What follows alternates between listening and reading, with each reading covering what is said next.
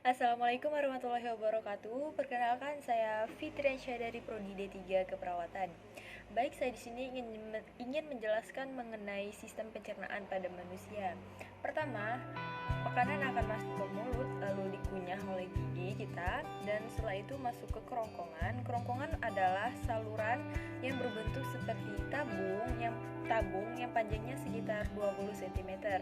Kerongkongan menghubungkan antara rongga mulut dan lambung. Nah, pada saat di kerongkongan terjadilah gerakan peristaltik, di mana gerakan ini adalah gerakan meremas-remas makanan yang dilakukan oleh dinding kerongkongan dan untuk mendorong makanan masuk ke lambung. Selanjutnya, makanan dibawa ke lambung. Lambung merupakan organ pencernaan yang paling elastis, berbentuk seperti kantong yang terletak pada bagian perut kiri bagian atas. Lalu pada saat di lambung maka terjadi dua mekanisme pencernaan, yaitu pencernaan mekanis dan pencernaan kimiawi. Pencernaan mekanis dilakukan oleh dinding otot lambung di mana bertugas untuk meremas dan mengandung makanan. Sedangkan pencernaan kimiawi dilakukan oleh getah lambung. Nah, pada saat proses pencernaan kimiawi mengandung 3 enzim. Yang pertama ada enzim pepsin, kedua enzim renin, dan ketiga enzim asam klorida. Enzim pepsin bertugas untuk mengubah protein menjadi pepton. Enzim renin bertugas untuk mengubah protein susu menjadi kasein.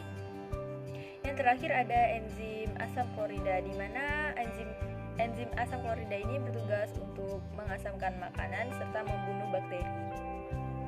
Setelah makanan dicerna di lambung, selanjutnya akan dibawa ke usus alus. Usus alus merupakan organ terpanjang pada tubuh kita, yaitu panjangnya sekitar 6-7 meter. Nah, pada saat di usus alus terdapat cairan khusus yang membantu untuk menyempurnakan pencernaan makanan kita. Di usus alus terdapat 3 bagian usus. Yang pertama ada usus 12 jari, lalu yang kedua ada usus kosong, dan yang terakhir ada usus penyerapan. Usus 12 jari atau duodenum berfungsi untuk mencerna makanan dengan bantuan getah pankreas dan getah empedu. Usus 12 jari memiliki panjang sekitar 25 cm. Getah pankreas dihasilkan dari kelenjar pankreas. Di pankreas terdapat beberapa enzim. Yang pertama ada enzim amilase, di mana bertugas untuk mengubah amilum menjadi glukosa.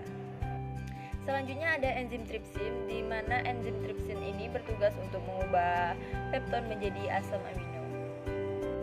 Selanjutnya ada enzim lipase, di mana enzim lipase ini bertugas untuk mengubah lemak menjadi asam lemak dan gliserol. Selanjutnya ada getah empedu, di mana getah empedu dihasilkan oleh hati dan disimpan di pankreas. Getah empedu berfungsi untuk menghancurkan lemak. Lalu usus kosong atau jejunum, di mana usus ini terletak antara usus 12 jari dan usus penyerapan. Panjang usus ini sekitar 2,5 meter, di mana usus ini bertugas untuk membantu penyerapan makanan yang telah dicerna dari usus 12 jari. Terakhir ada usus penyerapan, di mana usus penyerapan ini bertugas untuk menyerap sari-sari makanan. Di setiap bagian dinding usus penyerapan terdapat ujung-ujung pembuluh darah yang bertugas untuk menyerap sari makanan yang dibawa oleh darah ke seluruh tubuh. Lalu sisa makanan tadi dibawa ke usus besar. Usus besar berfungsi untuk menyerap cairan, vitamin, mineral dari sisa-sisa makanan yang telah diserap oleh usus halus. Di usus besar terdapat bakteri yang bernama E. coli, di mana bakteri ini berfungsi untuk melakukan proses pembusukan sisa-sisa makanan. Proses pembusukan sisa makanan akan menghasilkan kotoran atau feses yang dibuang melalui anus.